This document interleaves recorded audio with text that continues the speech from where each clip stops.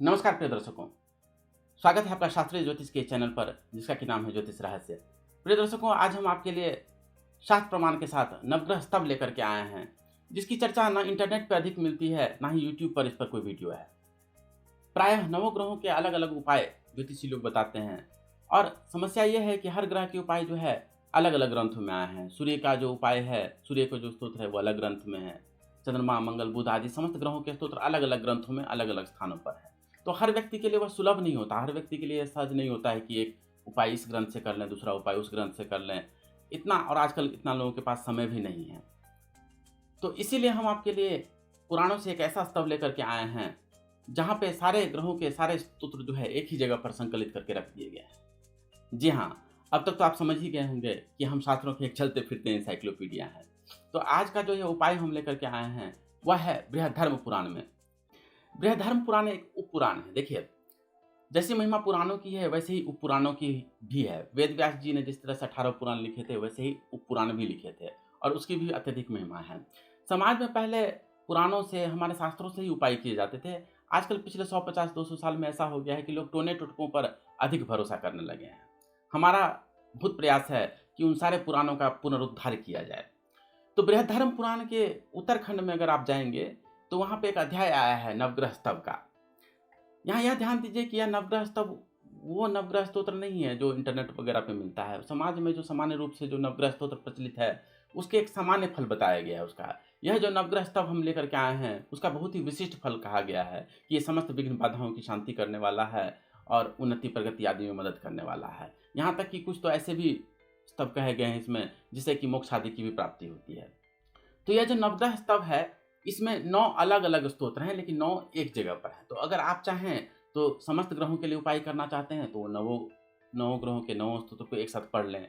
अगर आप किसी एक विशेष ग्रह से संबंधित उपाय करना चाहते हैं तो उस 9 स्तोत्रों में से अपने रुचि का स्तोत्र अपने हिसाब से पढ़ लें, तो उससे भी जो है यह बहुत ही लाभकारी सिद्ध होता है। अच्छा, यह स्तोत्र जो है आप हमारे वेबसाइट ज्योतिषरहस्य.org से निःशुल्क डाउनलोड कर सकते हैं। उसका लिंक हमने डिस्क्रिप्शन में दे दिया है। तो अगर आप इन स्तोत्रों को देखेंगे तो हर ग्रह के लिए अलग अलग स्तोत्र है। जैसे सूर्य के जो है यहाँ पे आप देख रहे होंगे 108 नाम आए हुए हैं, तो और चंद्रमा के भी 108 नाम आए हुए हैं। तो इस स्तोत्र का जो है बहुत महिमा वहाँ पे कहा गया है। लेकिन इसमें कुछ ग्रहों की स्तोत्र की तो ऐसी महिमा कही गई है कि आप सोच नहीं सकते हैं। जैसे यहाँ पे जो शनि का जो स्तोत्र आया हुआ है उसके बारे में तो यह कहा गया है कि अगर इस स्तव का अगर आप पाठ करते हैं तो शनि आपकी कुंडली में अशुभ स्थिति में भी हो तो भी जो है 11वें भाव जैसा फल करेगा। आप जानते हैं कि शनि जो है 11वें भाव में अर्थात लाभ भाव में सबसे उत्तम फल करता है।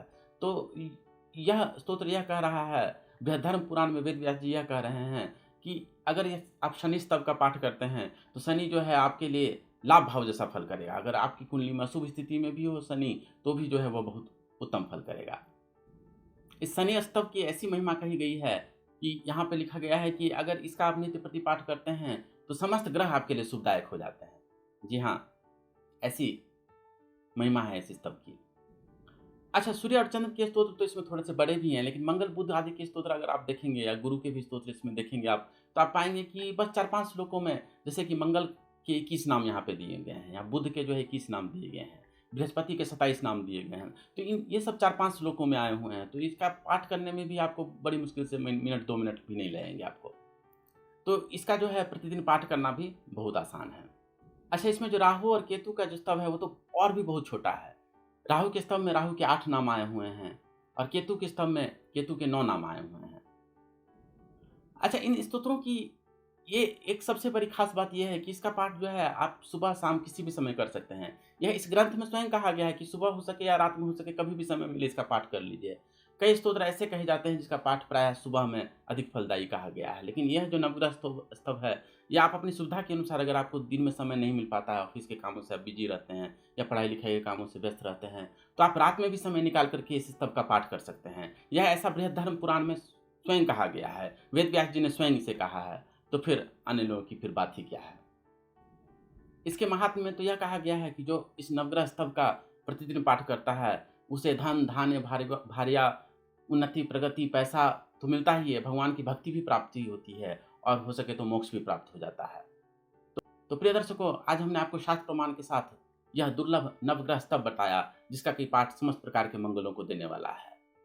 आपसे निवेदन है कि अगर आपको यह वीडियो पसंद आई हो तो इसे ज़रूर लाइक करें और अधिक से अधिक लोगों के साथ इसे साझा करें, ताकि शास्त्रों का प्रचार जो है समाज में हो सके।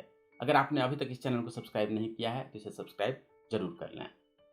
ज्योतिष शास्त्र से संबंधित विषयों को इसी तरह से शास्त्र प्रमाण के साथ समझने के लिए बने रहें ज्योतिष रहस्य पर। आपका बहुत बहुत धन्यवाद।